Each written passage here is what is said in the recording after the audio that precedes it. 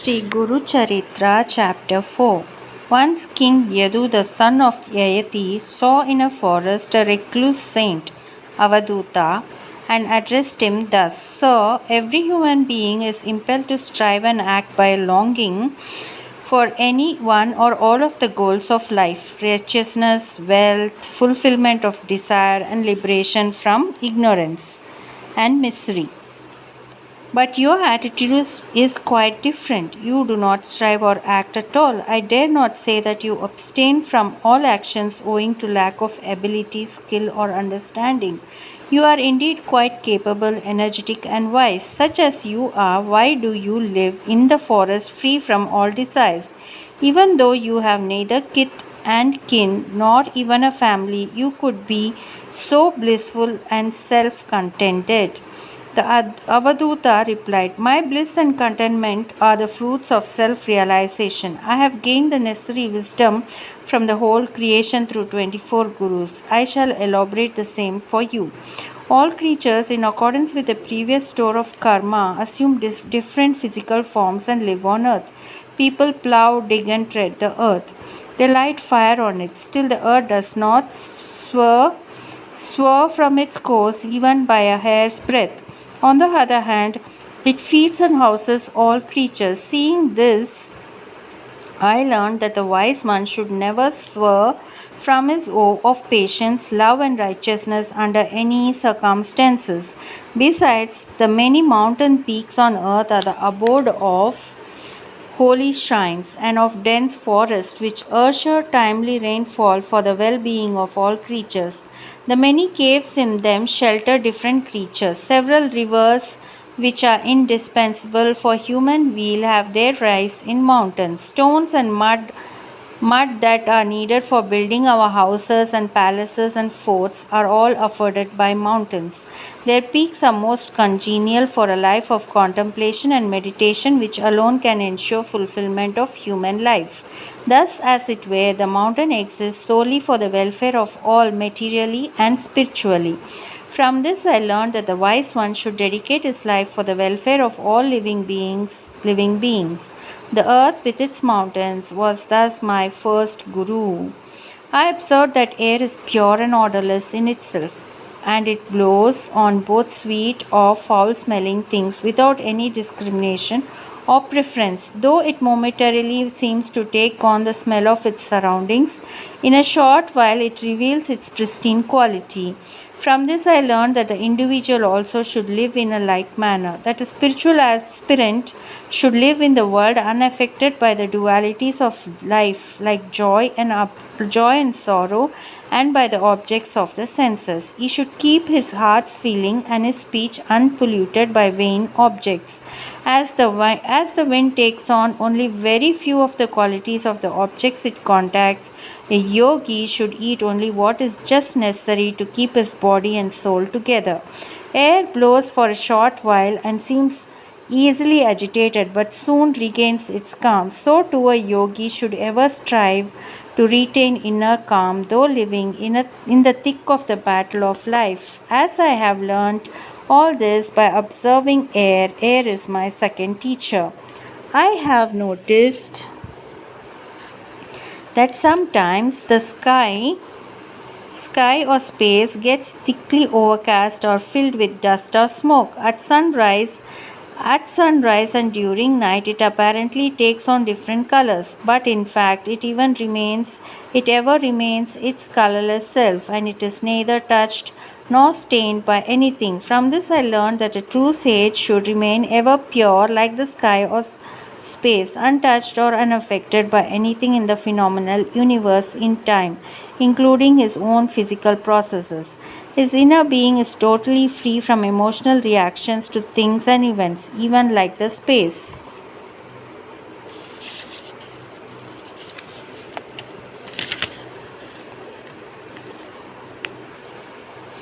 Though many things appear in the sky or space and seem to demarcate and divide it into zones, it indeed ever remains an indivisible continuum. The real self too is indeed such. Again, like the self, the sky or space, is omnipresent. Thus, I accepted the sky or space as my third teacher.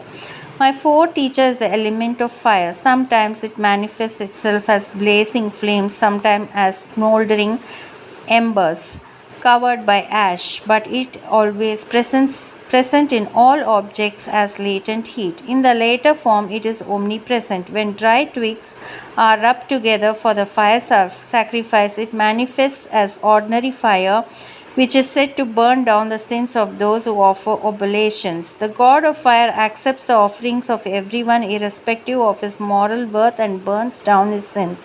But it still remains the ever pure divinity as the fire god. He is untainted by the sins of such devotees. So too, a sage of perfect realization should accept food of everyone, burn down his sins, and bless the giver. Though fire has no specific form of its own, when it is associated with fuel that burns, it assumes such apparent forms. So too, the true self, though formless in itself, appears in the forms of deities, human beings, animals, and trees when it is associated with the respective physical structures. The source of all forms in the universe, as also their end, remains ever mysterious. All the things are manifest only in between their origin and their end. Their source and the end is the true self, which is eternal, unchanging, unmanifest, and omnipresent. The nature of the element of fire is such. By reflecting deeply on this truth, I have realized the self. The manifest fire transforms the various things it consumes into the same ash. So too, the wisdom of self-realization rejects the manifest forms and properties of things as illusion and realizes their one original essence as itself. Thus, the element of fire is my fourth guru. My fifth guru is the sun. Though the sun we see in our daily life is one, it appears as though many when reflected by water in different vessels. Similarly, the one real self manifests itself as the many selves of living creatures when reflected by their physical structures. Again, in summer, the sun draws up the water on earth as vapor and again casts it down as rain in the proper season. So too, the sage gathers a lot of wisdom through his senses and imparts it to his worthy disciples at the proper time. Still, like the sun, he does not egoistically feel, I have gathered such wide knowledge and imparted to so many. Just as the sun illumines the many forms in the nature to our vision, the sage too illumines the true nature of all things to his devotees. The self-same sun makes the lotus blossom but makes the water lily close up. So too, human beings receive wisdom from a sage according to their receptivity, but he blesses all creatures alike. I have gained wisdom through a pigeon too. Once a pair of pigeons lived together on a tree. They bred their young and were bringing them up with deep affection and love. One day a hunter caught the young fledglings in a snare. The lady bird, which returned from the forest with food for its young ones, saw their plight and, unable to leave them, herself leapt in the snare to share their fate. Shortly after, the male pigeon turned up, and unable to bear the separation from its sweetheart, it too jumped in the snare and met its end. Reflecting on this, I realized how, even after being born as an intelligent human being, man is caught in the coils of possessiveness and brings about his own spiritual destruction.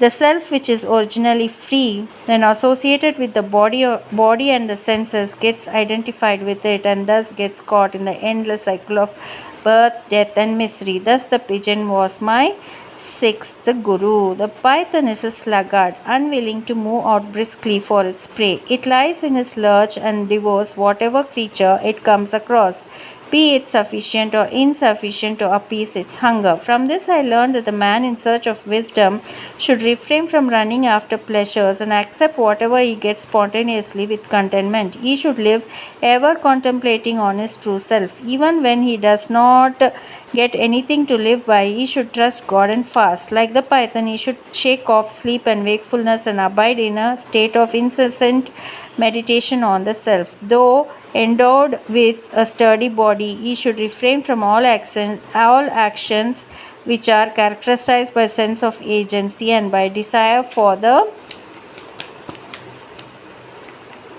result of action.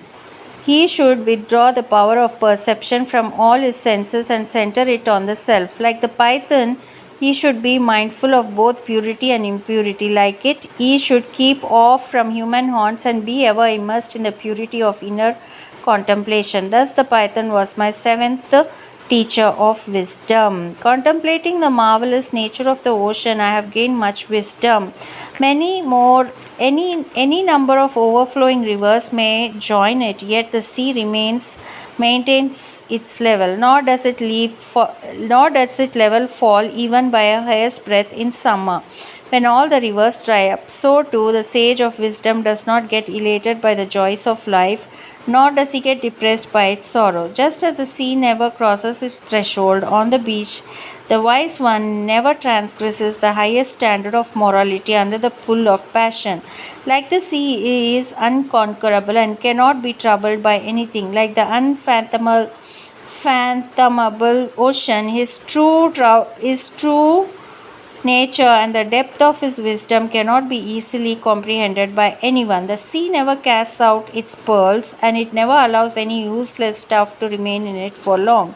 So too a sage does not surrender any of his natural virtues, nor does he allow even a single error to creep into his nature. The sea, which has taught me this, is my eighth teacher.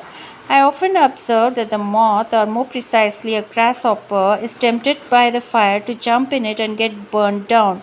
So too the unthinking man is enticed by the illusionary pleasures of senses and thus gets caught in the ceaseless cycle of birth and death.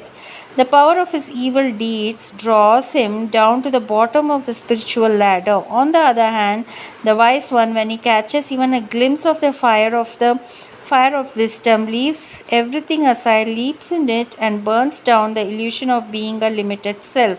Thus, the moth was my ninth teacher. The elephant was my next teacher. The human being raises a stuffed cow elephant in the forest.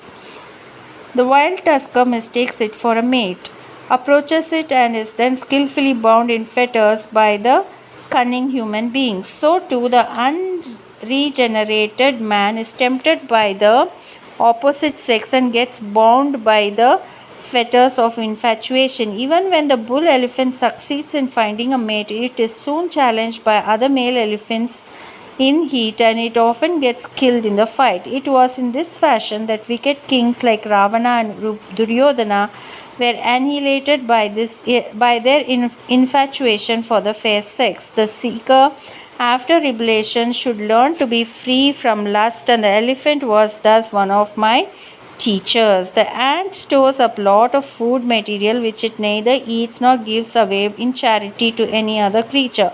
In consequence, more powerful creatures are tempted to plunder the ant. So too the man who lays by treasures of merely material things becomes a victim of robbery and murder. But the ant has something positive to teach us too.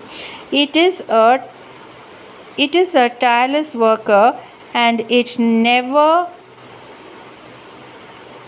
is never discouraged by any number of obstacles and setbacks in its effort to gather its treasure. So too a seeker after wisdom should be tireless in his effort for self-realization. This noble truth has the little ant taught me. The fish greedily swallows bait and is at once caught by the angle hook. From this I realized how man meets his destruction by his craving for delicious food. I learned that the wise one should eat only wholesome food in order to sustain his life and health. It is truly said that when the palate is conquered, all else is conquered. Besides, there is a positive feature in the fish. It never leaves its home or water. So too man should never lose sight of his true self, but should ever have his being in it. The 13th Guru that has awakened my spirit is a prostitute named Pingala. One day, she eagerly awaited a particular client in the hope that he would pay her amply. She waited and waited till late in the night. When he did not turn up, she was at last disillusioned and reflected thus, "Alas, how stupid I am, neglecting the divine spirit within, who is of the nature of bliss eternal. I foolishly awaited a debauchee, who inspires my lust and greed, and who is most likely to inflict on me the most unbearable torments. Henceforth I shall expend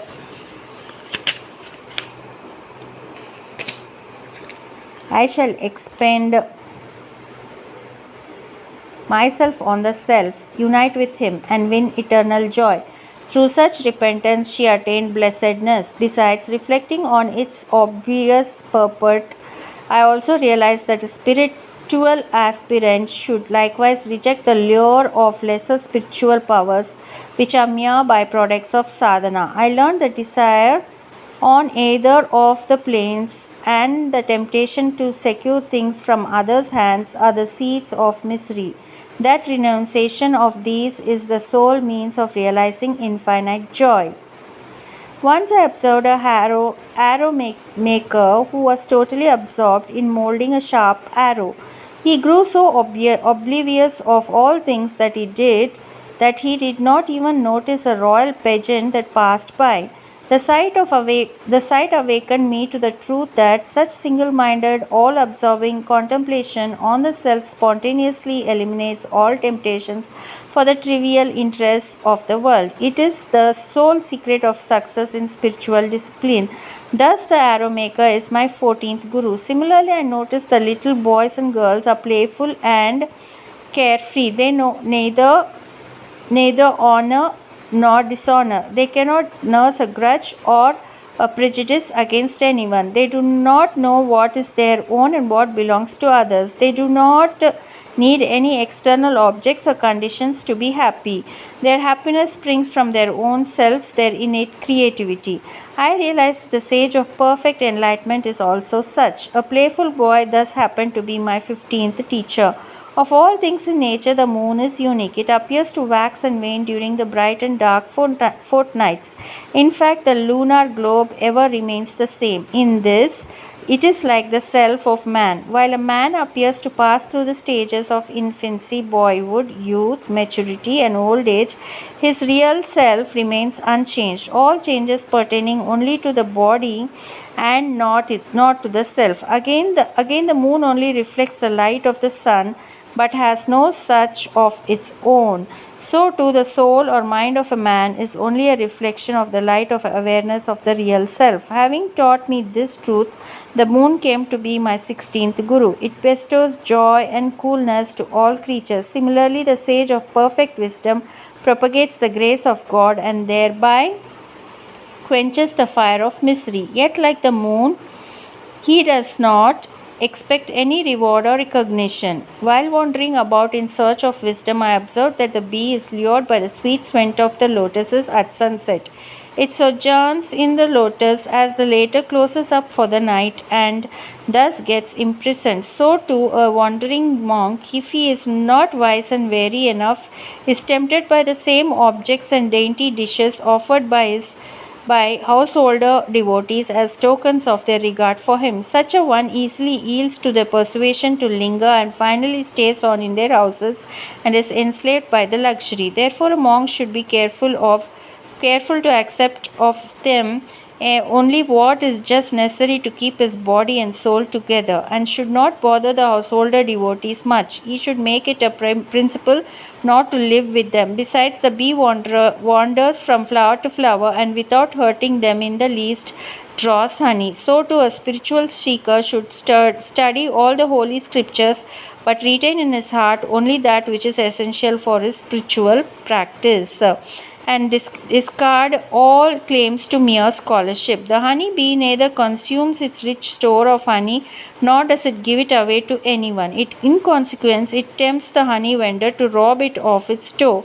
The instruction is clear. The wise one does not store food for the next meal or even for the morrow, but accepts only what his hands and stomach can hold for the moment. Such is the teaching I imbibed from my 17th Guru, the honeybee. It is said that deers are very fond of music and that poachers employ it to lure them before hunting them. From this, I learnt that a spiritual aspirant who has a weakness for merely secular music will soon get bogged down by passions and sensual desires and till he ultimately loses whatever spiritual progress he has achieved earlier. Such indeed is the story of sage Rishyashunga.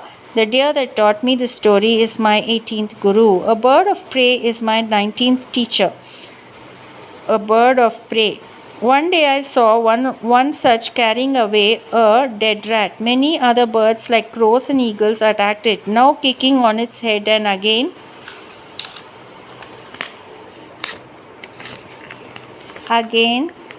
pecking on the sides in their endeavor to knock off the prey.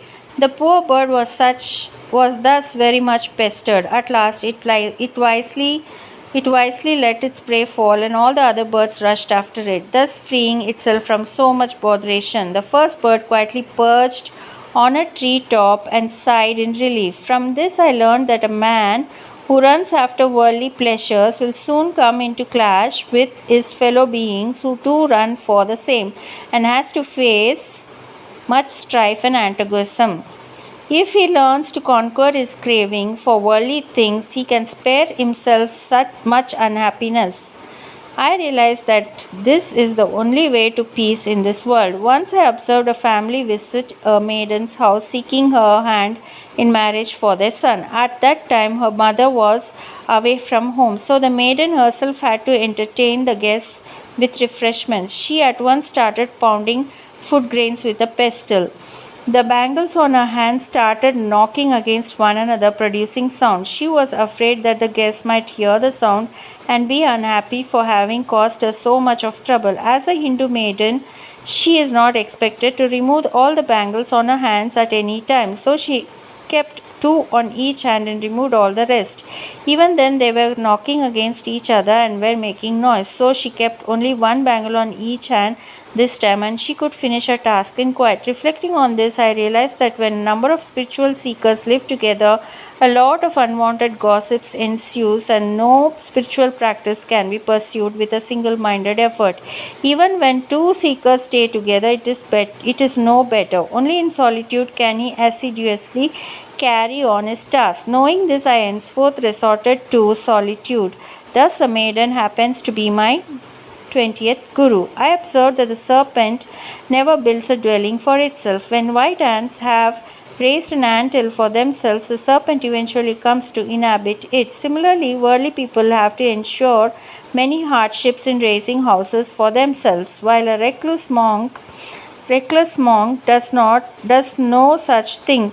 On the other hand, he makes such mat his temporary abode. The monasteries are raised by worldly men and the monk lives in them, or he lives in old dilapidated temples or underneath the shady trees.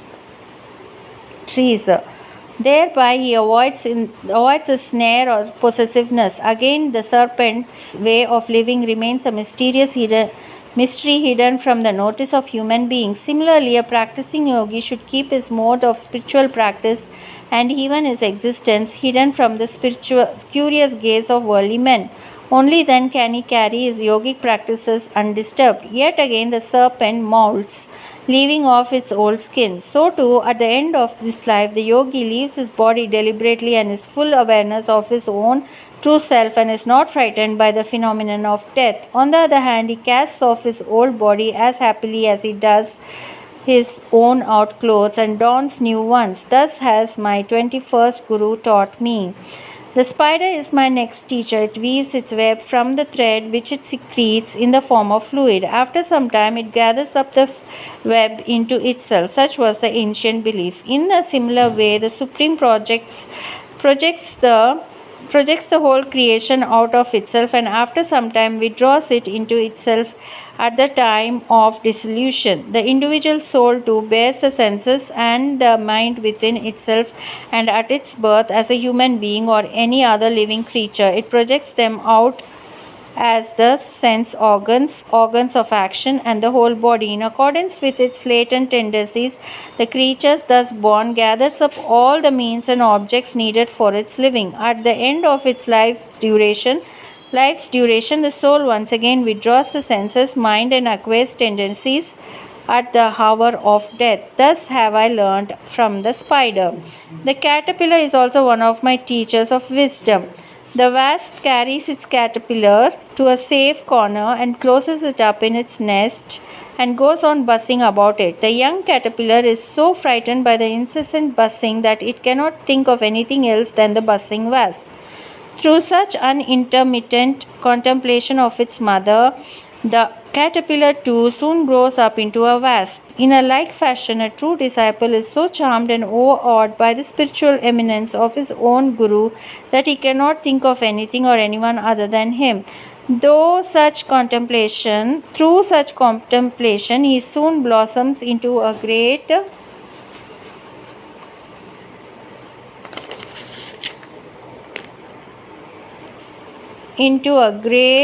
spiritual master himself. The caterpillar is thus my 23rd guru. Water is my 24th guru. I observe that it quenches the thirst of every creature, serves to wash it, and affords it health and coolness. It sustains innumerable trees and plants. While it thus serves all living beings, it is never proud of itself. On the other hand, it humbly seeks the lowliest of places. The sage too should likewise bestow health, peace, and joy to every creature that resorts to him. Yet he should ever live as the humblest of God's creation. With such humility and devotion, I looked upon the whole of God's creation as my teacher, gathered up wisdom, and through patient effort, I realized my goal of spiritual enlightenment. जय गुरु दत्ता. गुरु ब्रह्मा गुरु विष्णु गुरुदेवो महेश्वरः. गुरु साक्षात् परब्रह्मा तस्मै श्री गुरवे नमः. Gurucharitra chapter 4.